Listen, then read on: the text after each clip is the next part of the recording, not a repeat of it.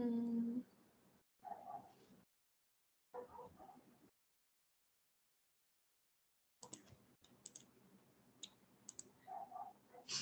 Buenas noches, profesor. Nosotros somos el equipo de las Miñonas y el Polaco. El día de hoy le vamos a presentar el ADA 5 de Corrientes Filosóficas.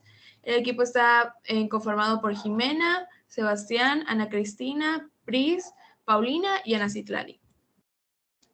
Y pues, como ya dije, vamos a presentar el ADA 5 de las Corrientes Filosóficas. Ahora empezaremos con antigüedad. El tema de dogmatismo.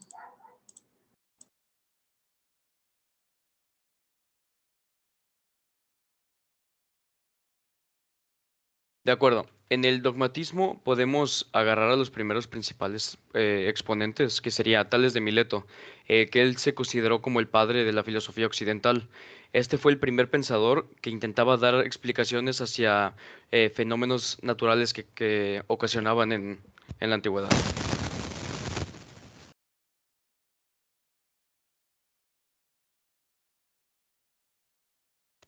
Disculpa, mi audio. Además, también estableció que el agua era el elemento originario de la naturaleza. Por otro lado está Pitágoras, que los números eran el principio de todas las cosas para él. De hecho, llevó a cabo numerosos descubrimientos, como el teorema de Pitágoras, que este fue su descubrimiento más conocido. Heráclito, su primer elemento era el devenir, el de llegar a ser o que algo podía suceder. Esto se representaba perfectamente por el fuego y representando el carácter transicional de todas las cosas. Siguiente, por favor. Su origen, como una doctrina filosófica, la encontramos en la antigua Grecia. También es considerada como la posición filosófica más antigua que se conoce hasta el momento. Surgió entre los siglos 6 y 7 a.C. y no tenía el mismo significado que hoy le atribuimos. La fundación de toda esta doctrina se le atribuye a Tales de Mileto y, como ya comenté, es el primer filosófico occidental. Y hasta 1545 el dogmatismo se aplicó a la religión, pasando a considerar al dogma como una verdad absoluta e incuestionable sobre a la que deriva el resto del conocimiento. Esto no se mete tanto en cosas científicas. Siguiente, por favor.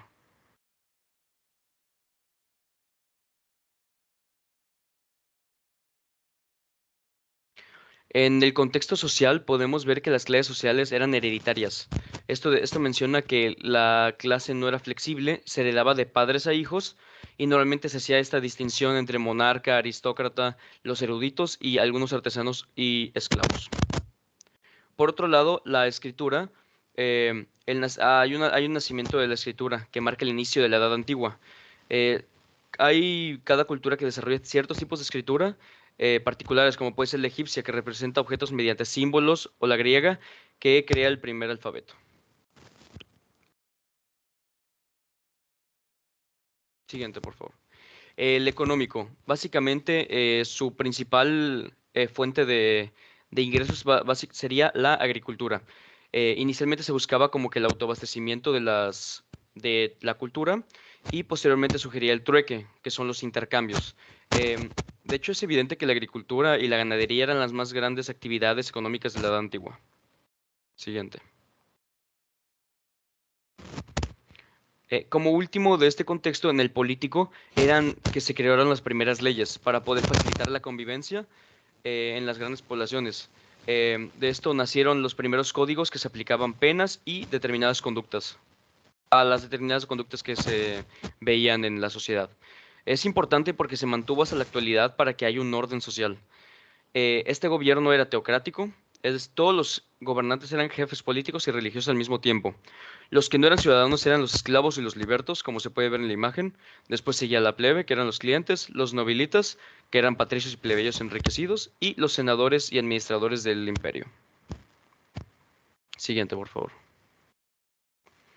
Los aspectos más relevantes del dogmatismo. Existen las verdades absolutas, e incuestionables, que se les llama dogma. Esto es propio del conocimiento no científico. Como mencionaba hace un momento, normalmente te vas a dejar llevar o dejar de creer por una cosa y siempre te vas siempre lo vas a ver como un fuerte, y vas a tener fe sobre tu pensamiento. De hecho, aquí menciona que la convicción de los dogmáticos es de que es posible la cognición de la verdad, y se basa esto en la creatividad del pensamiento y de la mente. Tanto el hombre como las cosas del mundo están dentro de él, y a su vez el ser se distingue de estas por ser sustrato, lo que divide lo real y también lo verdadero. Siguiente, por favor. Un ejemplo cotidiano fue el la reencarnación, perdón. Esta religión hinduista cree en la reencarnación. De hecho, se menciona que se muere la parte física, luego se repliegan los sentidos de la mente, se repliegan los aires vitales hasta que queda solo la parte del cuerpo sutil que va a reencarnar. Esto se le atribuye al dogmatismo debido a que tiene esa fe de que se va a volver a, por ejemplo, a revivir, bueno, reencarnar más bien en otra vida, y por esto es un ejemplo en la vida cotidiana que hay varias religiones o personas que lo practican. Siguiente, por favor. La visión personal de las fortalezas y las debilidades del dogmatismo. Em, mi visión personal sería que la fortaleza es que el dogmatismo es el convencimiento de que la inteligencia humana puede conocer siempre la verdad con facilidad y pues con plena certeza si se llega a fondo. Esto sin necesidad de fundamentarla ni confrontarla con la realidad.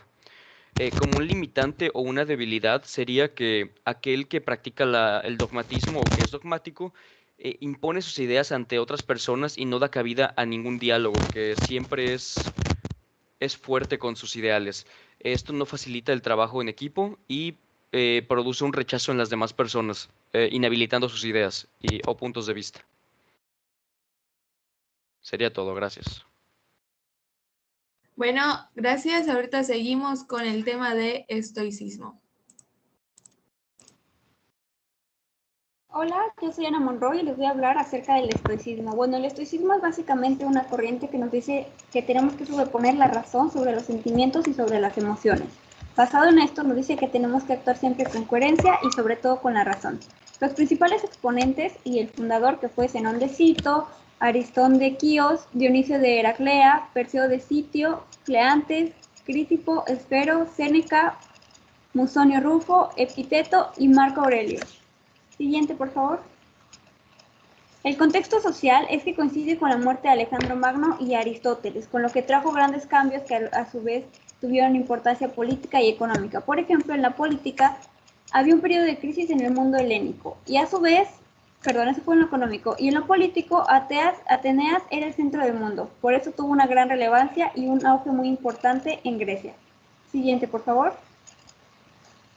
Los aspectos más relevantes es que nos dice que hay que actuar de acuerdo a la naturaleza y nos dice que la razón es la propia naturaleza. Siempre ponen primero la capacidad para razonar y poner esa razón al servicio del bien común. La segunda es actuar con virtud, alcanzar la ataraxia y vivir una vida eudaimónica. Siguiente, por favor. Un ejemplo cotidiano que yo puse es, por ejemplo, cuando discutes con tus padres. Obviamente tú sabes que algunas veces tienes la razón, pero ellos no te van a dar pues esa razón. Entonces, siguiendo la corriente del estoicismo, lo que tienes que hacer es actuar con razón y pues darles la razón para no pelear más. Dejar esos sentimientos y esa emoción que estás sintiendo de enojo y asentir a lo que te están diciendo, justamente dándole paso a la razón y al bien común. Siguiente, por favor. Ahora, una visión personal de las fortalezas y las debilidades. Bueno, la primera que yo puse en la fortaleza es que siempre es bueno mantener la cordura y hablar con la razón. Reprimir un poco los sentimientos para no causar un desastre o llevar las cosas más lejos de lo que ya están siendo. Y la desventaja o debilidad que yo noté es que justamente el reprimir esa parte de los sentimientos va a hacer que en un momento dado tengan que salir a flote, pero puede que salgan de peor manera de como estaban predestinados a salir al principio. Siguiente, por favor. Creo que ya son todas. Sí, muchas gracias. Ahorita pasamos a la Edad Media, que el tema es el realismo.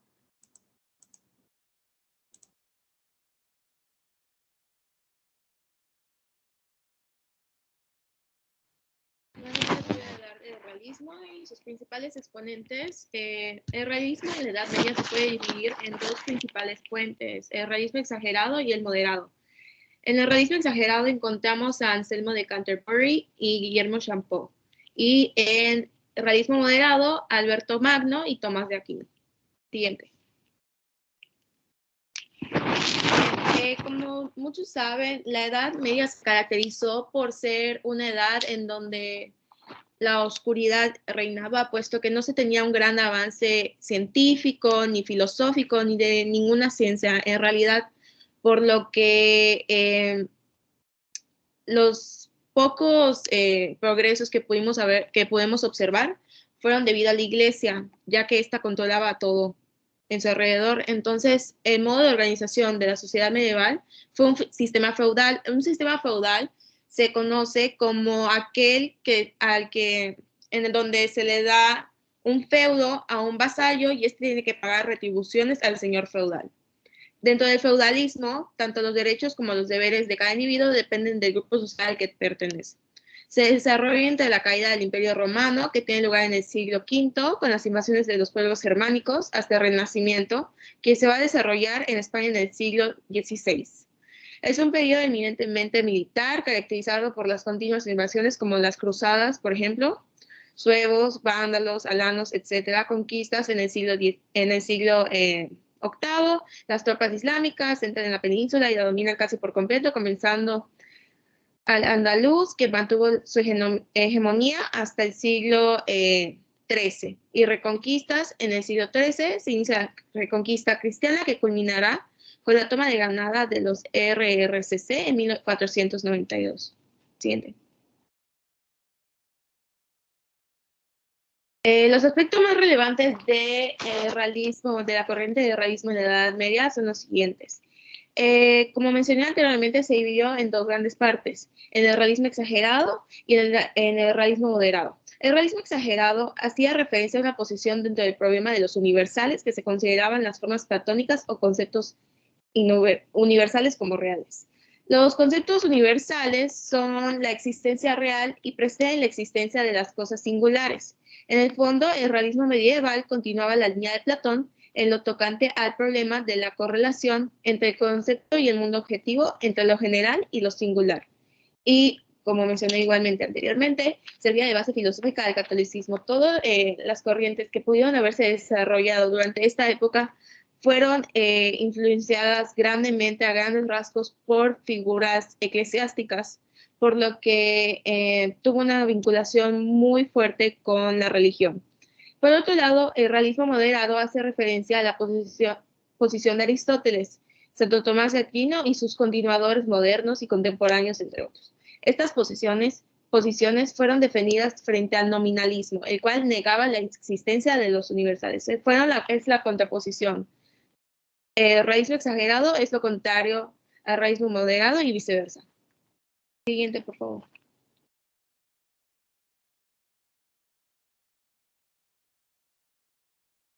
Siguiente, por favor. Sí, ahí voy.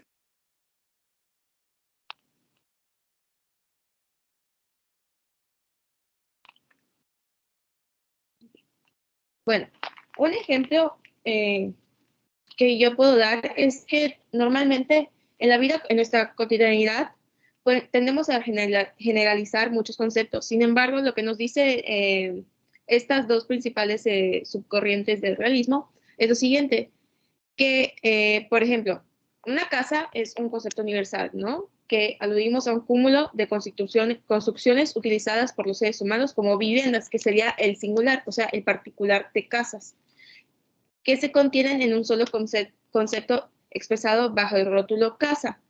Aun cuando las construcciones de las viviendas sean diferentes, todas estas quedarán resumidas bajo un único concepto, que es casa. Y así sucesivamente con varios conceptos. Por ejemplo, perros.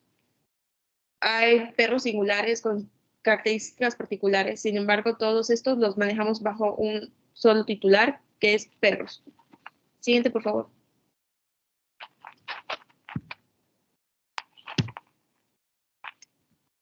Bueno, Desde mi perspectiva, considero que al ser una corriente filosófica que se desarrolló en un contexto histórico donde el conocimiento había pasado a un segundo plano por el control totalitario de la sociedad que tenía la Iglesia en la sociedad, considero que gran parte de de lo que esta corriente establece no puede ser considerada en un mundo contemporáneo como el que nos encontramos viviendo. Sin embargo, como todas las corrientes que en el pasado han surgido, es importante analizarlas y tomar aquello que pueda resultar de utilidad para aplicarlo para el progreso de esta ciencia. Esto. Gracias. Muchas gracias. Ahorita vamos en la época del Renacimiento, específicamente el humanismo.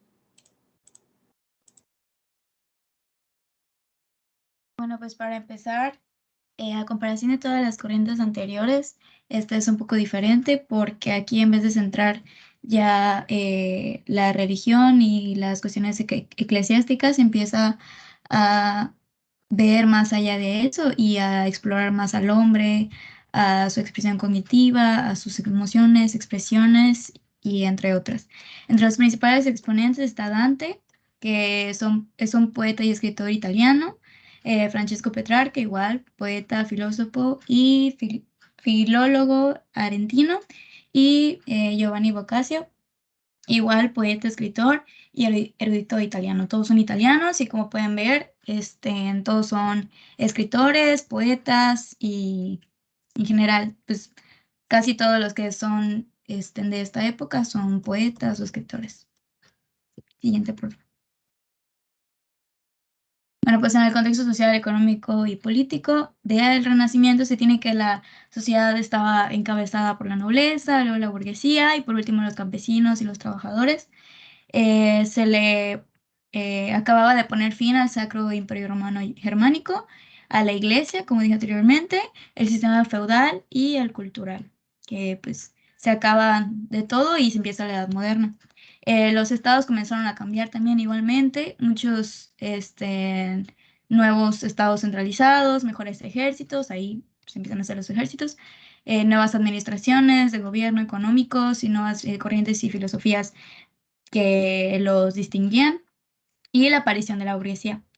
Y los renacentistas se expandieron por todo el mundo. Igualmente, pues el humanismo surge en un momento clave entre las dos épocas de la historia, que es la Edad Media y la Edad Moderna, entonces ambas caracterizadas por una obsesión por verdades universales, ¿no? Por cuál tenía la razón, por cuál es la correcta, por cuál es la que más se acercaba a la realidad, y, y que sean de carácter también teológico y también científico, que era lo que más estaban buscando, ¿no? Que se cambiara lo que es, que todo sea la iglesia, ¿no?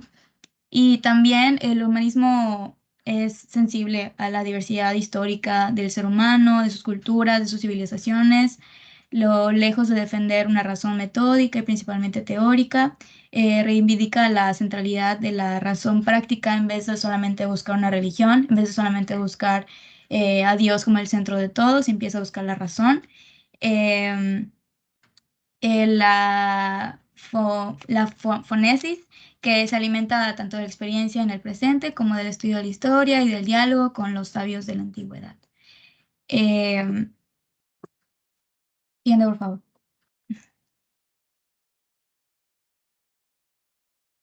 Bueno, los aspectos más relevantes, esto ya lo mencioné, pues surgió en Italia, como les había dicho, algunos, bueno, todos de los personajes más sobresalientes, pues son de ahí, que fue entre los siglos XIV y XV, en las ciudades de Roma, Venecia y Florencia. Los estudios humanísticos se distinguen del pensamiento religioso, de las letras sagradas, igualmente del conocimiento demostrativo propio de las ciencias.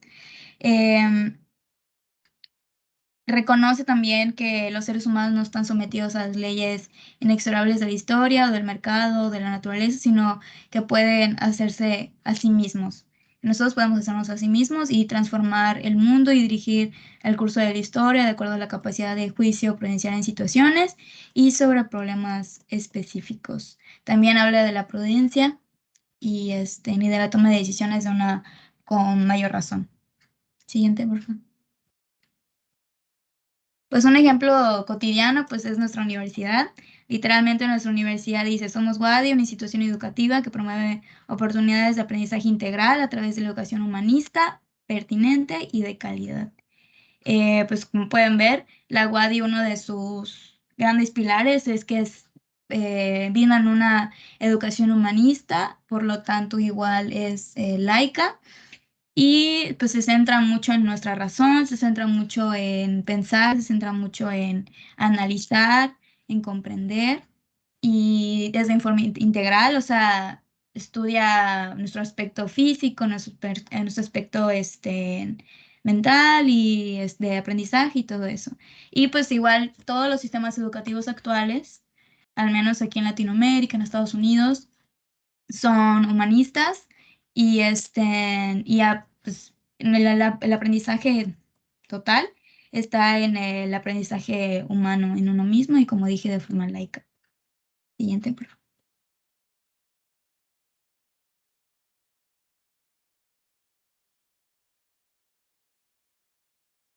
Y pues en lo personal, pienso que aunque somos seres humanos racionales, no podemos ser creados de la nada, algo nos tuvo que crear y pues por lo tanto, pues nosotros somos finitos y pues en lo personal, sea el nombre que le quieran dar, para mí es Dios y hay alguien más allá porque pues siento que por más nuestra mente es finita y nunca vamos a alcanzar a pensar muchísimo, muchísimo, muchísimo más allá.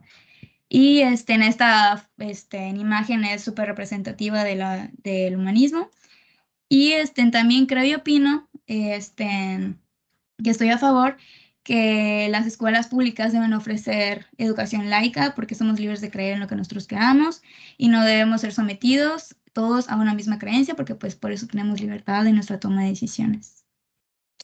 Y es todo de mi parte.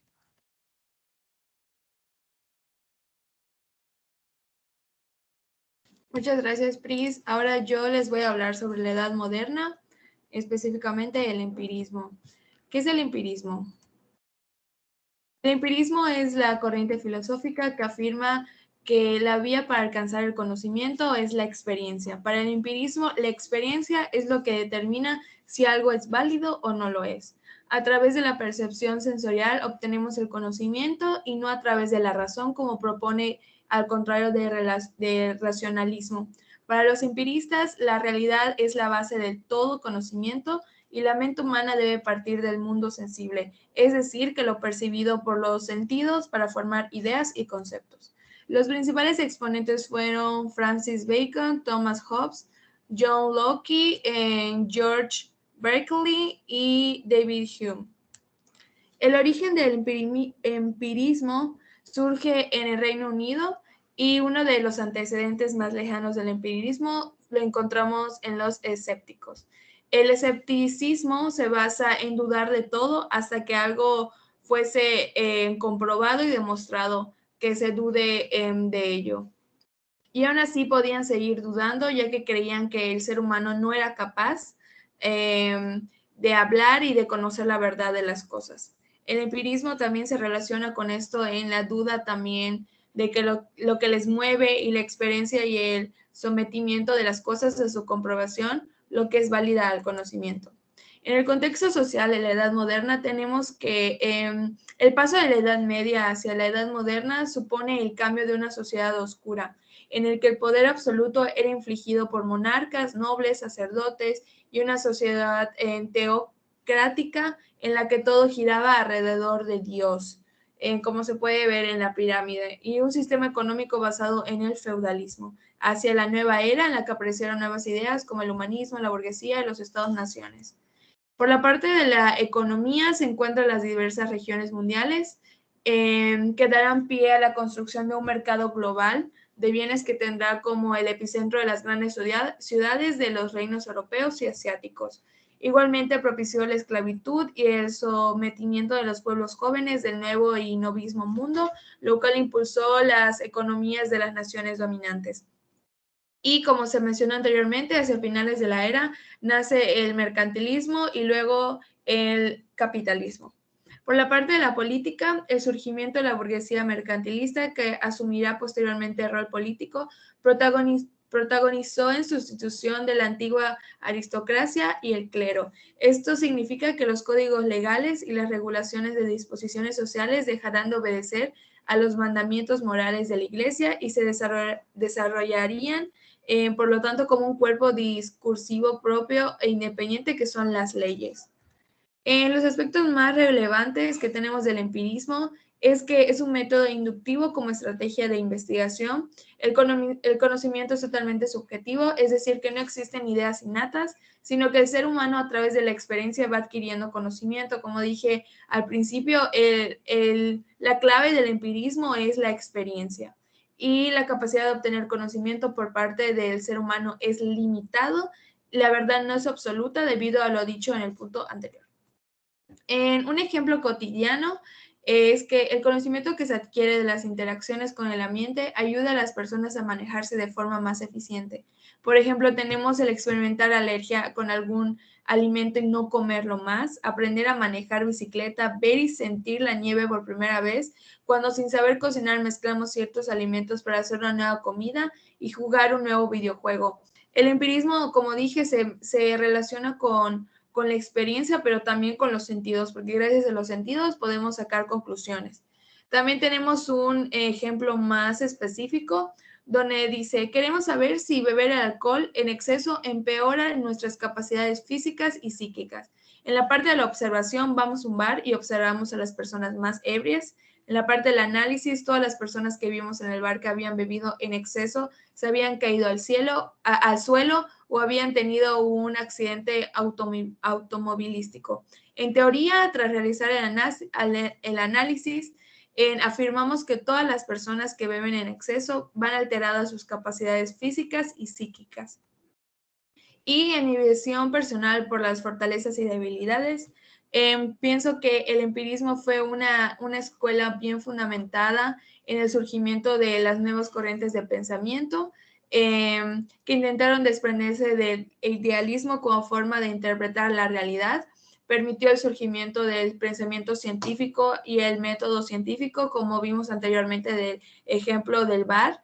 Y la experimentación es el método más fiable para demostrar si un fenómeno se puede repetir.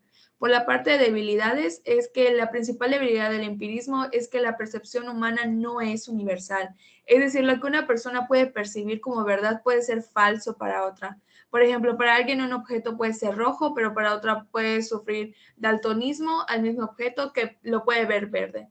Esto implica que dentro de un marco perceptual diferente, el estatus de realidad de las cosas puede cambiar. Y aquí está mi bibliografía. Y vamos por la última, que es la edad contemporánea, en la actualidad, con el tema de positivismo. Bueno, pues el positivismo, como sabemos, es una corriente filosófica que es una teoría filosófica que sostiene que todo conocimiento genuino se limita a una interpretación de los hallazgos positivos, es decir, reales, perceptibles sensorialmente y verificables, y surgió de la necesidad de tratar a los fenómenos sociales con la misma metodología y otorgándoles la misma categoría que las ciencias naturales.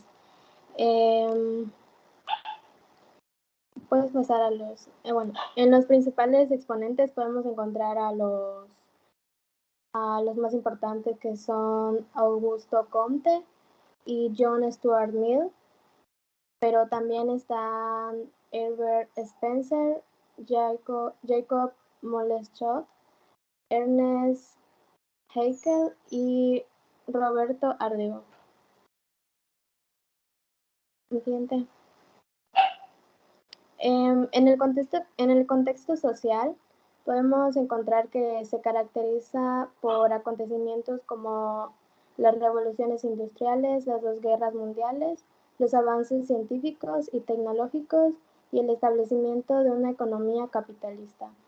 En el económico podemos encontrar que a lo largo de la edad contemporánea la industrialización y capitalismo han ido de la mano, es decir, las grandes fábricas y el establecimiento de sistemas de producción en masa permitieron obtener mayores volúmenes de producción, quedando atrás las formas artesanales de producción.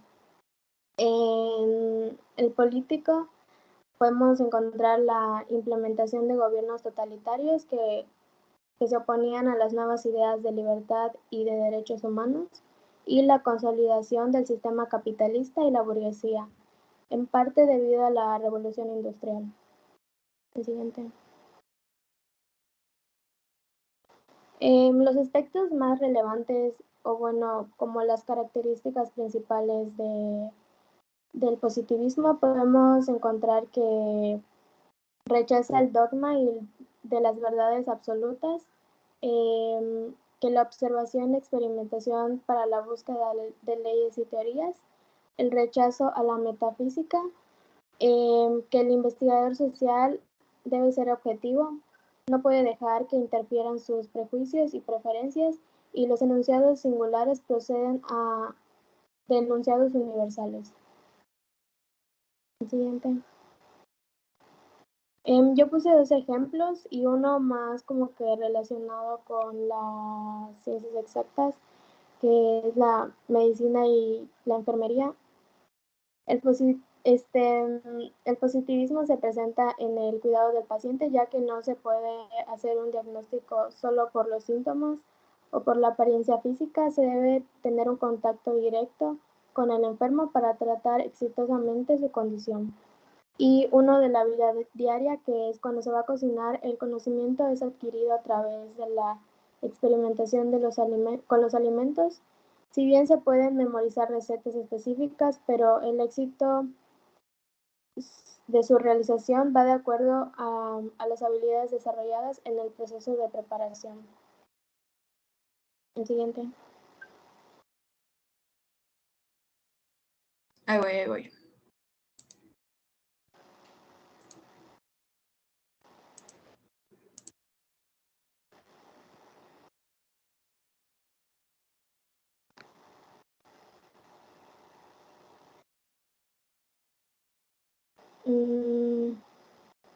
No es el mío este.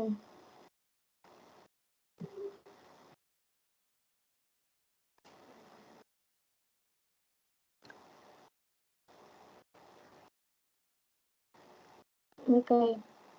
En mi visión personal, en las fortalezas y debilidades, pues prácticamente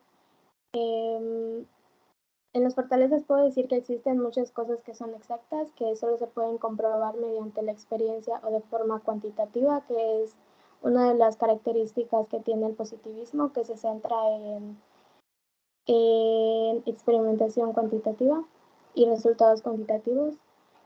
Y podemos incluir aquí como las ciencias exactas. Y en debilidades, pues en la actualidad existen muchas cosas que también pueden ser explicadas con métodos cualitativos, tomando un poco como en cuenta ya el antipositivismo.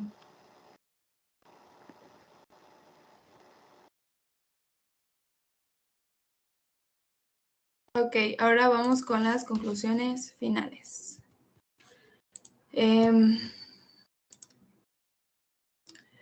Vamos con las conclusiones personales, donde la pregunta clave es ¿por qué se les ocurre que es importante o relevante conocer estas corrientes filosóficas en la actualidad? Empezamos contigo, Jimé. Bueno, pues yo pienso que gracias al conocimiento de estas corrientes podemos conocer el origen o una explicación de ciertos razonamientos. Nos aportan al pensamiento crítico, así como al autónomo. Los autores nos ayudan a resolver incógnitas que han surgido a lo largo de la vida y siguen siendo válidas por el impulso que han dado como fundamentos a otros enfoques en la actualidad.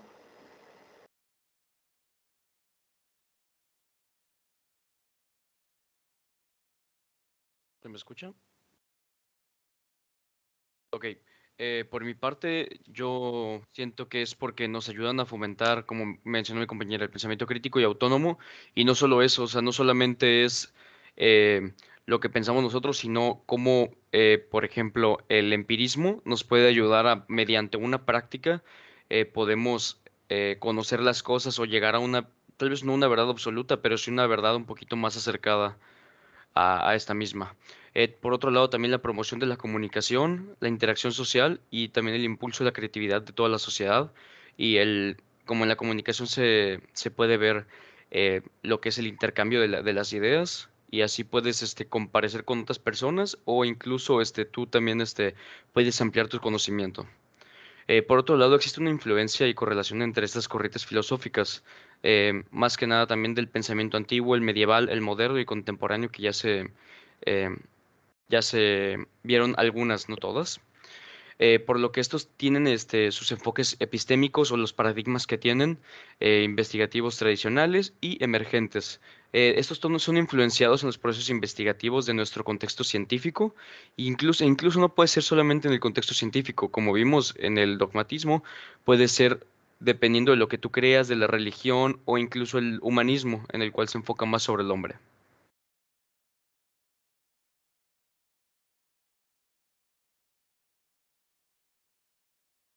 Ahorita paso a la siguiente.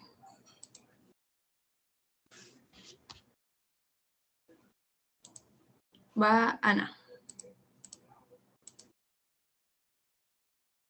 Bueno, yo considero, como mencioné anteriormente, que es de gran importancia poder tener conocimiento de todas estas corrientes que han sido formuladas en el pasado para así poder tener los recursos necesarios y posteriormente crear y desarrollar nuevas corrientes que ayuden al objetivo de la sociedad, que es evolucionar y progresar.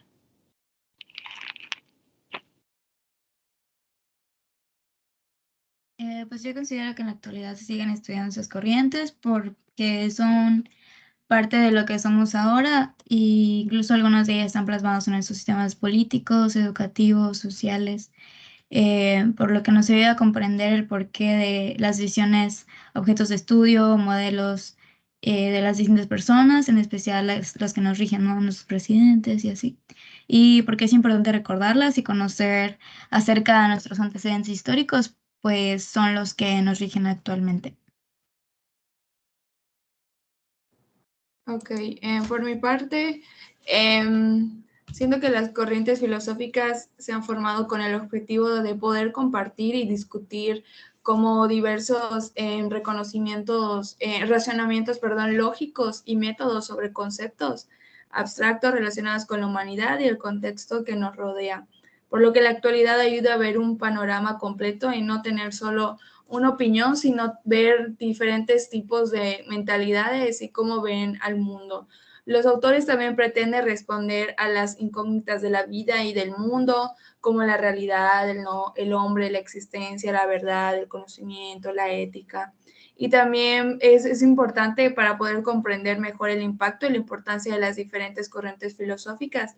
Es necesario tener en cuenta el contexto histórico en el que se desarrollaron, porque como vimos, en cada contexto histórico cambia la mentalidad y el contexto social, político y económico. Pues los hechos de la época son los que determinan la postura y el pensamiento de cada uno de ellos.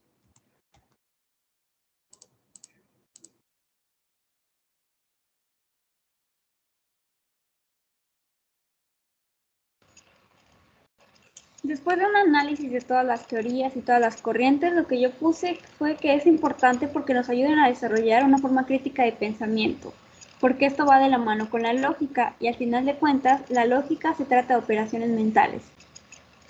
De la mano con esto, lo que busca la filosofía es encontrar el porqué de esas operaciones mentales de la lógica para lograr afinarlas y tener un pensamiento más crítico. Y pues dichas operaciones mentales, al final de cuentas, son parte de nuestra vida cotidiana.